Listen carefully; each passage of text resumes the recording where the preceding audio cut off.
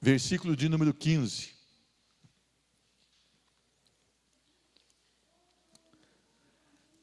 Diz a palavra do Senhor: mas o espírito maligno lhe respondeu: conheço a Jesus e sei quem é Paulo, mas vós, quem sois? Amém? Senhor Deus, muito obrigado pelo teu amor, pelo teu cuidado sobre as nossas vidas. Muito obrigado porque, apesar de nós, o Senhor tem se manifestado no nosso meio. E muitas vezes nós não sabemos, Senhor Deus, mas essa palavra que nós temos semeado aqui tem chegado a corações. Nós sabemos que só pelo Teu Espírito Santo ela pode frutificar, florescer e produzir, Senhor Deus.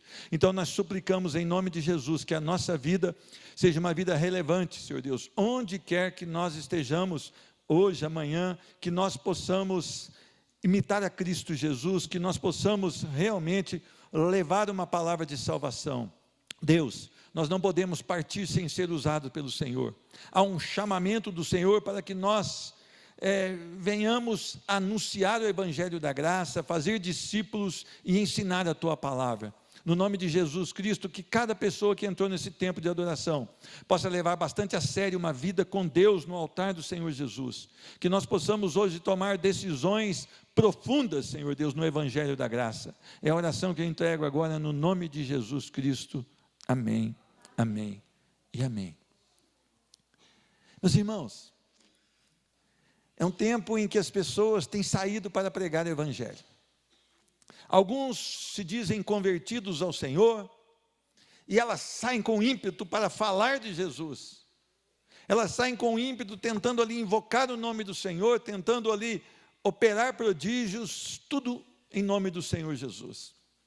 Paulo aqui, ele ensinava a palavra do Senhor em Éfeso, e é interessante que ele encontrou também ali pessoas descrentes que falavam mal do caminho, e Paulo, apartando-se delas, ela começou a discorrer numa sala, chamada Escola de Tirano, e Paulo começa ali por 2 anos a falar a palavra do Senhor, e é interessante que Deus, pelas mãos de Paulo, ele operava prodígios, sinais, ele operava maravilhas, e a ponto das pessoas levarem aos enfermos lenços e aventais do seu uso pessoal, diz aqui no versículo 12, diante das quais as enfermidades fugiam das suas vítimas e os espíritos malignos se retiravam.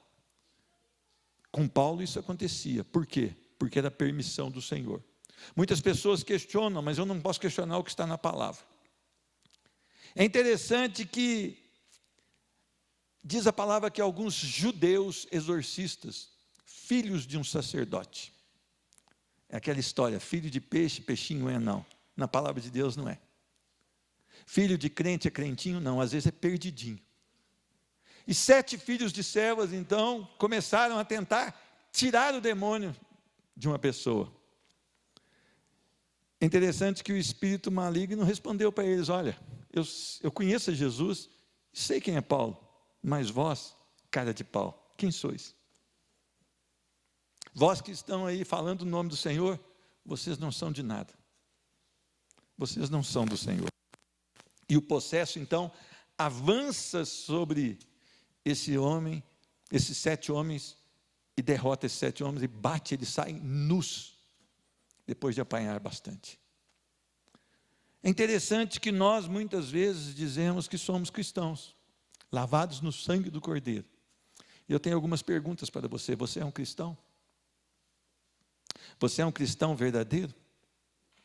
Você tem uma vida aos pés do Senhor Jesus?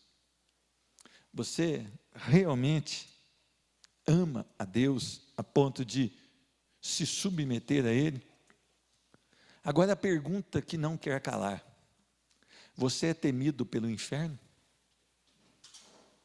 O inimigo, ele te odeia. O inimigo, ele quer você, porque você tem feito toda a diferença nesse mundo. Você se envergonha do Evangelho? Ou você é a vergonha do Evangelho? Ou você ama o Evangelho? Quem é você diante de Deus? Quem é você diante do inferno? nós deveríamos ser odiados por Satanás. Nós deveríamos estar lá com a nossa cabeça a prêmio no inferno. Mas talvez o inimigo esteja tão satisfeito com o nosso comportamento, com a nossa vida. Talvez o inimigo esteja tão tranquilo com o nosso proceder, que ele não tem nem se preocupado com a nossa vida. Meus irmãos, eu não quero nem falar sobre conheço a Jesus. Satanás tentou tirar Jesus da cruz, lá no deserto por 40 dias. Satanás, então, ele tentou por todos os momentos afastar Jesus da cruz, porque ele sabia que ali haveria a redenção do homem. E ele não conseguiu. Mas quando ele fala, eu sei quem é Paulo, porque ele conhece Paulo, porque ele conhece você. Quais as características da sua vida que levam o inimigo a falar, eu sei quem é você. Eu temo as suas ações, eu temo as suas orações mexem comigo. Não porque você canta aquela musiquinha, pisa na cabeça do diabo, não, aquele negócio lá é papo furado, aquilo lá é coisa de descrente, coisa de pagão. Mas tem algumas características que pode ter na sua vida, e se não tiver, nós vamos buscar agora na palavra do Senhor. A primeira característica da vida de Paulo, para que o diabo soubesse quem ele era, e o diabo estava totalmente transtornado com a vida de Paulo. Eu creio que existia lá no inferno uma cabeça assim, uma foto, uma cabeça escrito recompensa, procuras, Paulo. Será que tem a sua? Será que tem a minha lá também? Interessante que a primeira coisa que fazia toda a diferença na vida de Paulo era a salvação em Cristo Jesus. Paulo, ele foi zeloso no judaísmo, ele foi zeloso como fariseu, mas ele não conhecia Cristo Jesus. A verdadeira conversão é um momento íntimo entre você e Deus, entre você e Cristo Jesus, que se ouve, você sabe. E talvez você esteja confuso acerca disso, e você pensa que ouve, mas quando Paulo seguia para Damasco, ele viu uma luz, e essa luz o derrubou para o chão, e ele ouviu uma voz que dizia, Saulo, Saulo, por que me persegues? E Saulo estava indo com um desejo de pegar cristãos, de arrancar das suas casas, de levar para serem condenados, e se possível de dar o seu voto pela morte desses cristãos. Paulo era um perseguidor. A partir do momento que ele foi salvo, que ele teve um encontro real com Cristo Jesus, tudo foi mudado na vida de Paulo. Diz a palavra que Paulo então estava orando, e quando Ananias impôs as mãos sobre ele, diz a palavra que ele saiu e começou a discorrer sobre o evangelho. A vida de um homem e de uma mulher salvo em Cristo Jesus, não é porque tem uma carteira de uma igreja, não é porque um pastor falou que ele é salvo, não é porque ele passou as águas. A maioria das pessoas que descem nesse tanque tomam banho de água fria, porque não tiveram um encontro real com Cristo Jesus. É triste essa estatística? É. Eu queria que ela fosse diferente, mas não é. A salvação é algo muito sério. É o momento onde o Senhor, Ele vai até um pecador. Não é o pecador que vai a Jesus, mas é Jesus que vai ao pecador. E pelo o Espírito Santo lhe abre o entendimento. A fé que vem pela palavra. E essa pessoa então pode declarar que Jesus Cristo é o Senhor, se arrepender dos seus pecados e se comprometer numa vida santa aos pés do Senhor Jesus. A salvação é um momento maravilhoso, é o momento mais sublime da vida de um homem. É melhor do que a cura de um câncer, é melhor do que um paralítico andar, é melhor do que a ressurreição de Lázaro. É um homem agora fadado ao inferno, tem uma vida em Cristo Jesus pela eternidade, pelos séculos dos séculos. Só o Senhor Jesus pode fazer. Não há no homem nada, nem 0,01% que ele possa contribuir para a sua salvação. A salvação é pelo sacrifício total de Jesus Cristo na cruz do Calvário. A única aliança que pode restaurar um homem e uma mulher perdidos. Todos nós, durante a nossa vida, temos uma oportunidade de olhar para a cruz do Calvário e pela revelação do Espírito Santo declararmos que Jesus Cristo é o Senhor. Algumas pessoas me ligam e dizem: você ora pelo morto? Eu não oro, porque morto não confessa Jesus. Se ele morreu sem Jesus, já era, condenado. A segunda coisa que eu aprendo aqui é que Paulo, quando ele é salvo, ele morre para si mesmo. O maior problema do homem é ego. O maior problema do homem é a sua luta diária com o seu próprio coração. Nós temos 3 inimigos violentos: o mundo, Satanás e a nossa carne. Meus irmãos, eu queria que você entendesse uma coisa. Um homem que morre para si mesmo, ele considera tudo que ele tinha como prioridade como perda. Um homem que morre para si mesmo, ele começa agora a buscar as coisas celestiais. Como os professores ensinavam: passa uma borrachinha, morreu e agora é para frente. É nova criatura, as coisas velhas se passaram e tudo se faz novo. Eu queria que você entendesse em Filipenses capítulo 3, não precisa abrir, eu vou ler para você. Versículo 8 diz a palavra do Senhor: mais do que isso, considero tudo como perda, comparado com a suprema grandeza do conhecimento de Cristo, meu Senhor. Paulo agora ele tinha uma prioridade, algo que era muito melhor, algo que era excelente na vida dele: o conhecimento de Cristo Jesus, meu Senhor, diz. Quer dizer que ele era um servo e queria conhecer o seu senhorio, e o seu senhorio chamava Cristo Jesus. Meus irmãos, as pessoas dizem que estão salvas, eu não posso dizer que não, mas a pergunta é: se você é salvo, você morreu para si mesmo.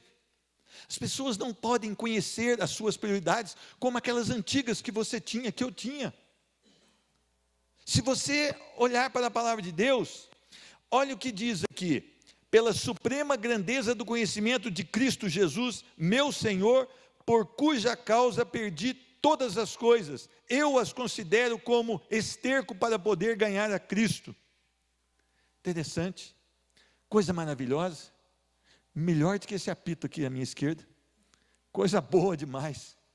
Mas eu quero que você entenda: você tem levado a sério a palavra de Deus para conhecer o autor e consumador da sua fé, Cristo Jesus, e da sua salvação? Você tem amado sobremodo a palavra do Senhor? Isso se tornou excelente para você desde a sua conversão? As pessoas são simpatizantes do Evangelho, simpatizantes, mas convertidas, não muitas.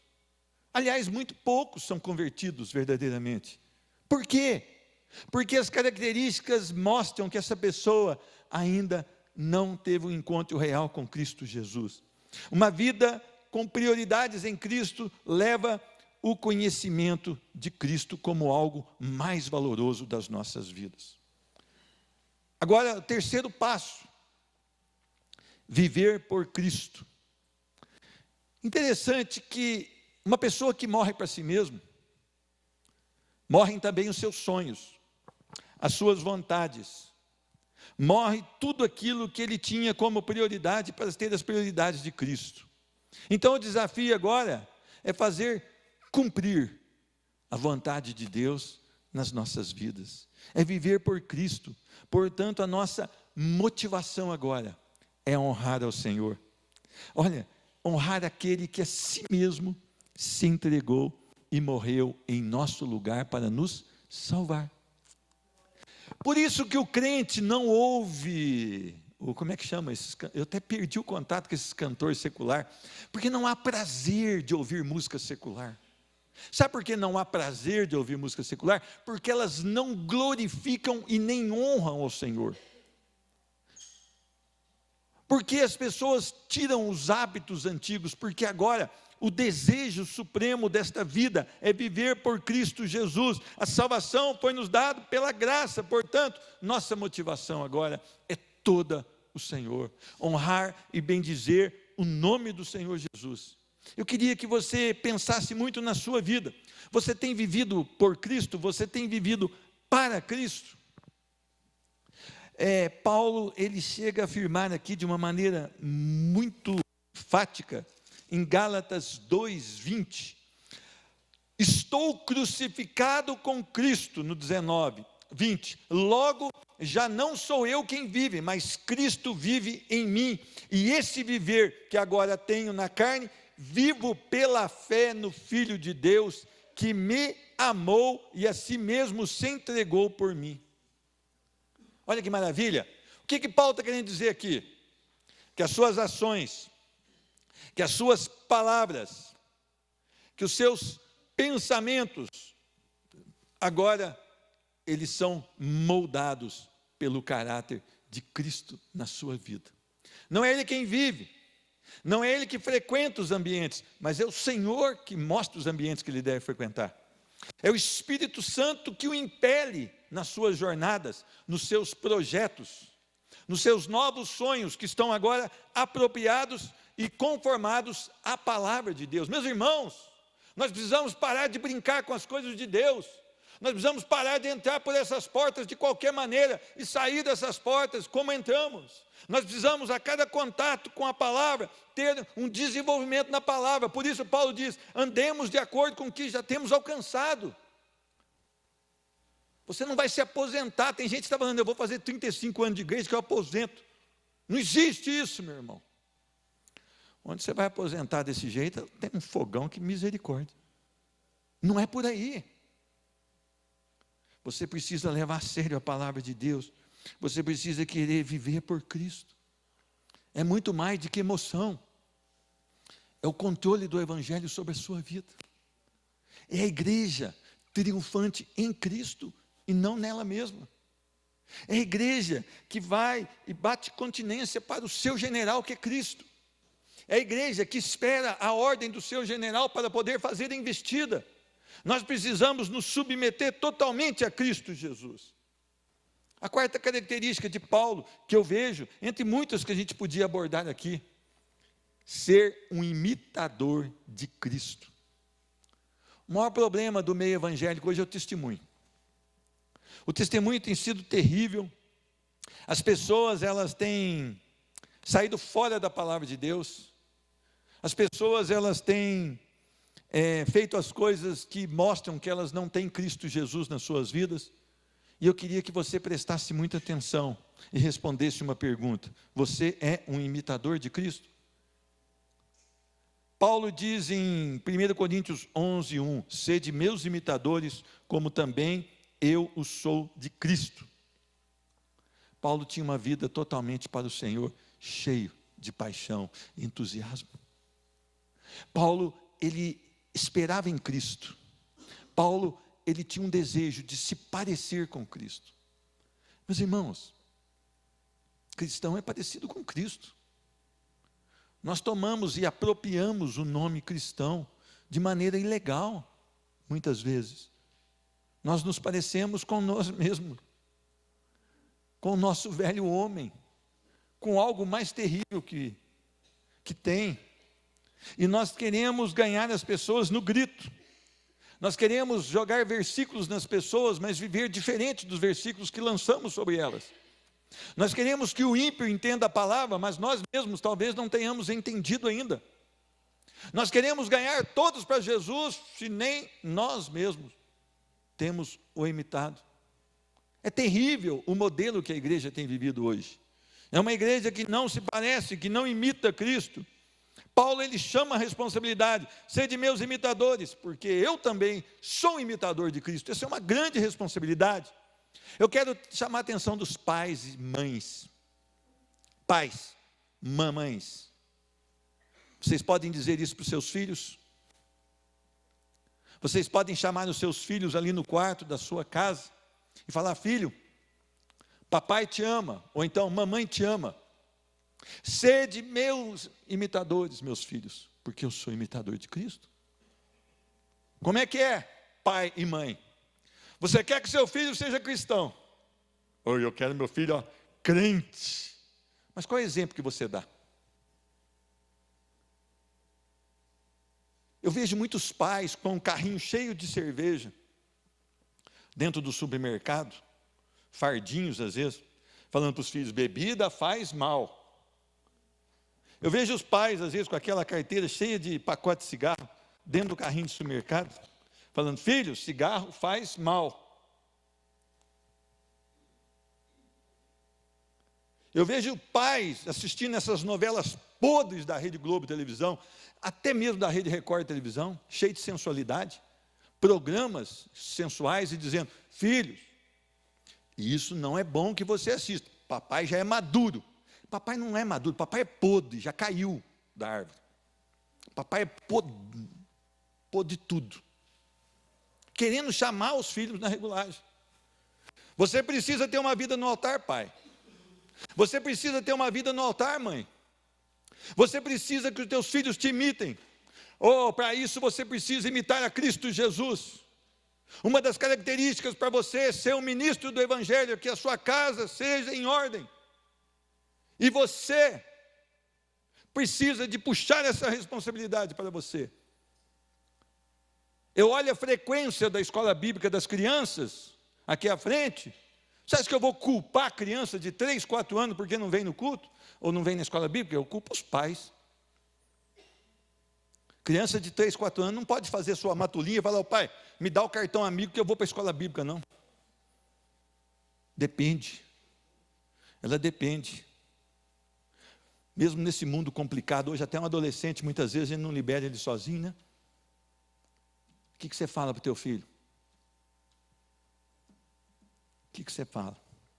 Filhos, se seu pai é um omisso, se a sua mãe é omissa, não imita Cristo, tem uma chance para você. Vá para o Evangelho. Imite Cristo. Não fique esperando seu pai e sua mãe, que talvez eles não se convertam. Mas você está ouvindo o Evangelho essa noite. E você pode se posicionar diante de Deus. E não adianta chegar no dia do juízo final e falar: olha, Senhor, na hora do teu julgamento lá, não pode levar advogado não. Senhor, eu não fui bem porque o meu pai era omisso, minha mãe era omissa. Ele vai falar: apartai de mim, adolescente, gospel. Isso não é desculpa. O Evangelho foi lançado sobre a sua vida. Alguém pregou o Evangelho para você. E você não levou isso a sério. A quinta coisa que eu aprendo que Paulo tinha na sua vida é que sofrer por Cristo é um grande privilégio. Meus irmãos, olha o que diz a palavra na linguagem Nova Tradução de hoje: não tenham medo dos seus inimigos, sejam sempre corajosos, pois isso será uma prova para eles de que serão derrotados e de que vocês são vencedores, porque é Deus quem dá a vitória a vocês, pois Ele tem dado a vocês o privilégio de servir a Cristo, não somente crendo nele, mas também sofrendo por Ele. Tem crente que chega aqui e fala: irmão Pedro, eu falo: o que foi? Ai, está uma luta na minha vida. Ai, faz uma oração forte e arranca esse negócio da minha vida. Eu falei: que privilégio, você está sofrendo por Cristo? Ou você está sofrendo porque você deu calote, está sofrendo porque você adulterou, está sofrendo porque você é mentiroso? Aí não. Que a tristeza não seja colocada no seu coração por esse mundo, mas que seja uma tristeza segundo Deus, que produza arrependimento. Se você ama Cristo Jesus, e se você é perseguido por Cristo Jesus, você deve glorificar ao nome do Senhor, porque é uma honra e um privilégio, não só crer no Senhor, mas também sofrer pelo seu nome. Ah, irmão Pedro, eu fui pregar lá, sabe, o povo era tudo macumbeiro, e eles ficaram tão bravos comigo, eu fiquei triste. Você queria que eles ficassem alegres. Você falou que sem Jesus eles vão para o inferno, e você queria que eles ficassem alegres. Você pregou o Evangelho de verdade, e você queria que eles ficassem contentes com você. Você está numa furada, irmão. O Evangelho vai confrontar os corações. O Evangelho vai mostrar quem eu sou, vai mostrar quem as pessoas são. E você quer ser amado por pregar o Evangelho? Onde isso? Fica com esses pastores da prosperidade. Todo mundo ama, não já viu os pastorzinhos da prosperidade? Faz uma fila para tomar a benção dele. Todo mundo ama, tira foto, faz selfie, põe do lado da cama. Qual é profeta que era assim, tão amado? principalmente pelos ímpios. Qual é? Nós estamos aqui para falar o que vai contra os corações corruptos e perdidos. Nós estamos aqui para pregar uma verdade que é contra os desejos da carne. Nós estamos aqui para pregar uma verdade que mexe no inferno. E você quer ser amado? E você quer que as pessoas recebam essa verdade sem te causarem mal? Ou você não está pregando a verdade, ou você não está entendendo a palavra. É grande privilégio não somente nós crermos, mas sofrermos por Cristo Jesus. Meus irmãos, amem a Cristo, a ponto de entenderem que a mensagem da cruz, ela tem duas propostas. Ou ela salva e retira um homem da condenação, ou ela coloca esse homem mais rápido ainda nessa condenação. Os homens amaram mais as trevas do que a luz. Os homens rejeitaram a Cristo Jesus e o rejeitam hoje. O nosso país está corrupto. Não são só os governantes, os que estão colocando o país na crise. A nossa sociedade está falida. Está falida porque não ama a Deus. Muito pelo contrário, a nossa sociedade odeia o Evangelho. A nossa sociedade odeia Cristo Jesus. Eu queria que você entendesse muito isso. Você vai sofrer se você for um cristão autêntico e legítimo. Você vai sofrer porque você vai pregar a única verdade que pode salvar e libertar um homem. E as pessoas vão te odiar por isso. Diga uma pessoa que ela está errada. Diga uma pessoa que ela verdadeiramente não ama a Deus. E essa pessoa irá te odiar. Essa pessoa irá querer avançar sobre a sua vida. Diz para um homossexual que esse caminho leva à condenação. Diz para um adúltero que essa vida leva a uma condenação. Diz para um mentiroso que essa vida leva a uma condenação. Diz para um viciado que ele irá perecer no inferno se não se render a Cristo Jesus. Você acha que essas pessoas vão te amar? Você acha? Diz a uma feminista que gosta do aborto. Feminista já é errado, mas feminista que gosta do aborto é duplamente errado. Assim como o machismo também é. Que ela é assassina, que ela está matando uma criança. Você acha que ela vai te amar? Você acha que esse mundo vai te compreender? Vai num programa de televisão desses seculares aí e diz que eles estão errados, que eles estão condenados ao inferno. Ou então faça como esses cantores gospel que vão lá e entram na onda. E diz que todo mundo é bom, que Deus ama todo mundo. Essa pregação ecumênica do inferno. Esses cantorzinhos gospel aí, do nosso evangélico, vão e amarelam. Abraçam e dizem que todos vão para o céu. Quase essa pregação. Eu nunca vi chegar numa Xuxa Meneghel e falar, arrependa-se, creia no Senhor Jesus. Eu nunca vi uma cantora gospel fazer isso. Aliás, elas dizem que vão no carnaval porque vão entrar no céu sambando. A sexta característica é a autoridade de Paulo. Meus irmãos, o diabo não está nem aí com a sua carteirinha de crente. Não está nem aí com o seu biblão, parecendo aquela bazuca, né? Gospel. Tamanho da sua Bíblia.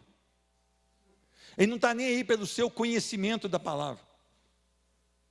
O problema é o conhecimento do Deus da palavra. Esse que é o negócio. E Paulo tinha autoridade. E ele diz em Gálatas, capítulo 14. Mas longe de mim gloriar-me senão na cruz de nosso Senhor Jesus Cristo, pelo qual o mundo está crucificado para mim e eu para o mundo. Olha que maravilha. Pois em Cristo nem a circuncisão, nem a incircuncisão é coisa alguma, mas o ser nova criatura.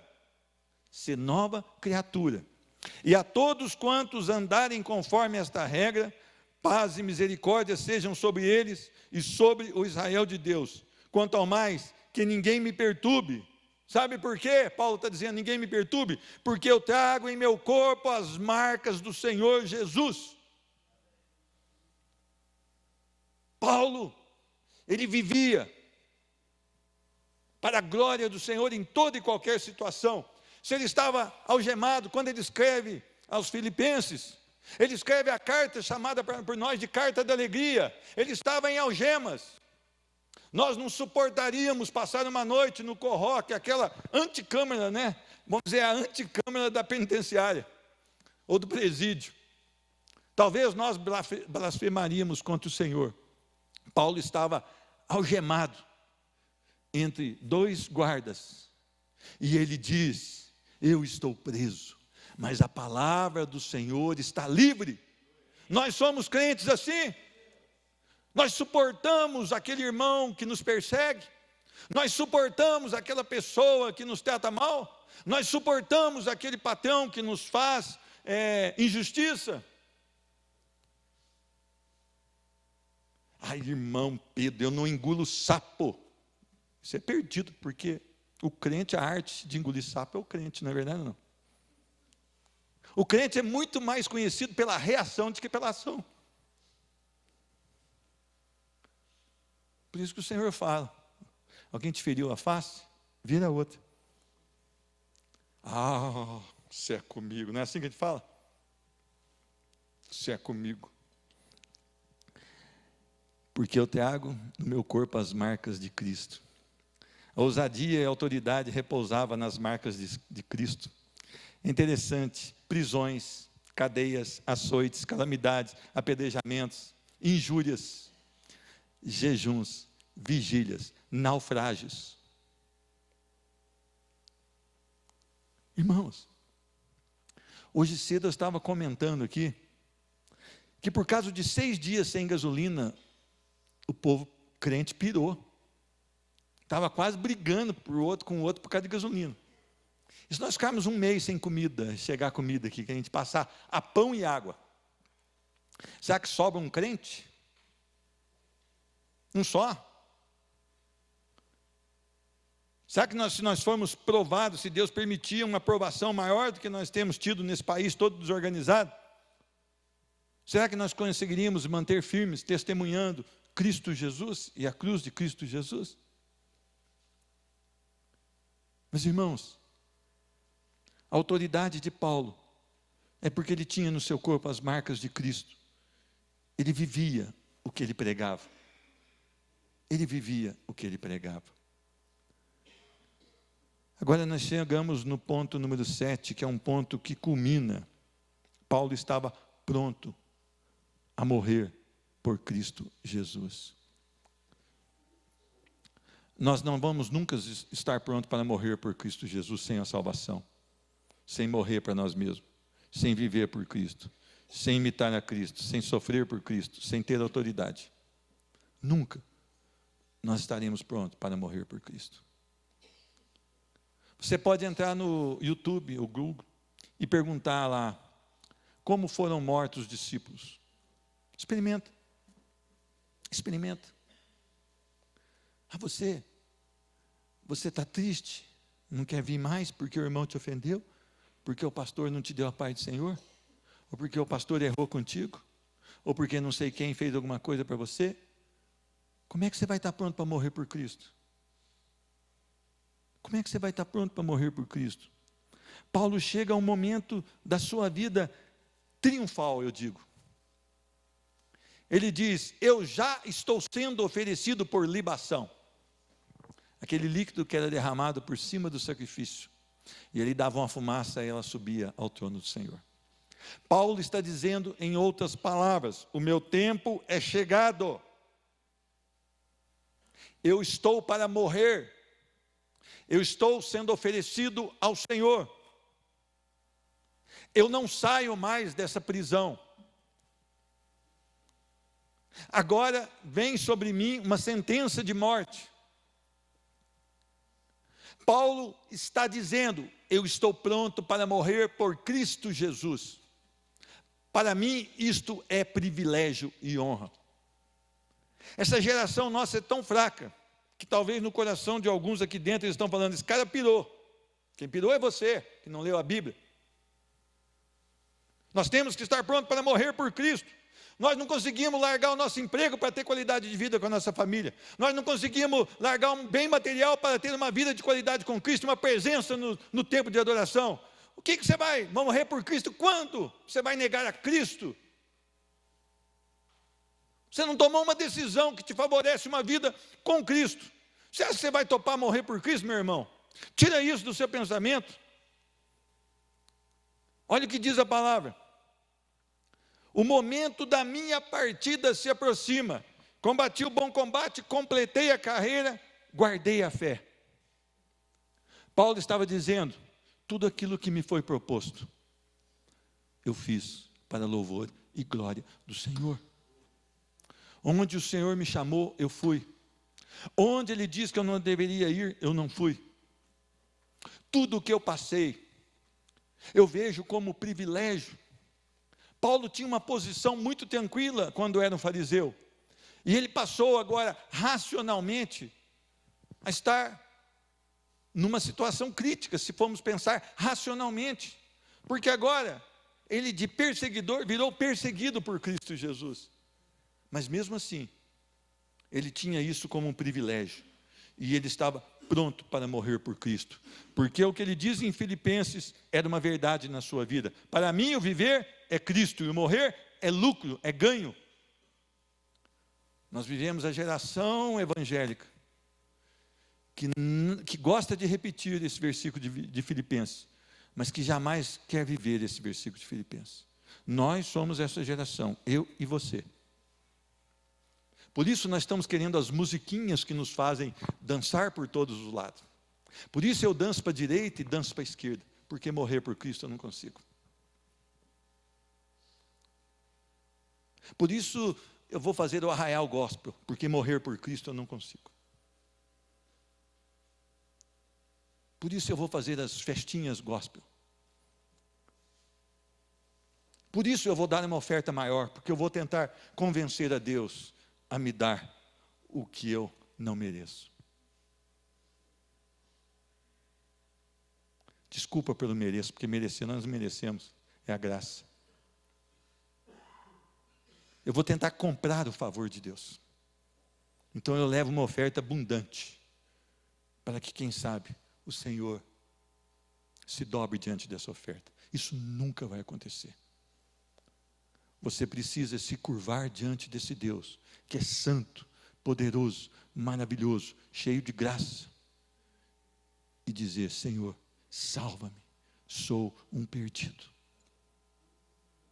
Aviva a minha fé, porque eu perdi o primeiro amor. Aliás, a Bíblia não diz eu perdi, você perdeu o primeiro amor. Ela diz você abandonou o primeiro amor.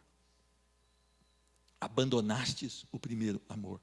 As coisas desse mundo começam a tomar tanto, principalmente o ter. Ele começa a entrar tanto nos nossos corações, que nós vamos querendo mais coisas, e nós nos tornamos um provedor financeiro dos nossos lar, mas não um provedor espiritual dos nossos lar. A única coisa que nós não seremos é sacerdote de um lar. Meus irmãos, morra por Cristo Jesus, se preciso for. Morra por Cristo Jesus. Conheço a Jesus, sei quem é Paulo, mas vós, quem sois? Será que o seu nome pode ser colocado aqui? Será que Satanás pode dizer assim: conheço a Jesus e sei quem é o Pedro do Kennedy? Do Kennedy porque tem muitos Pedro por aí.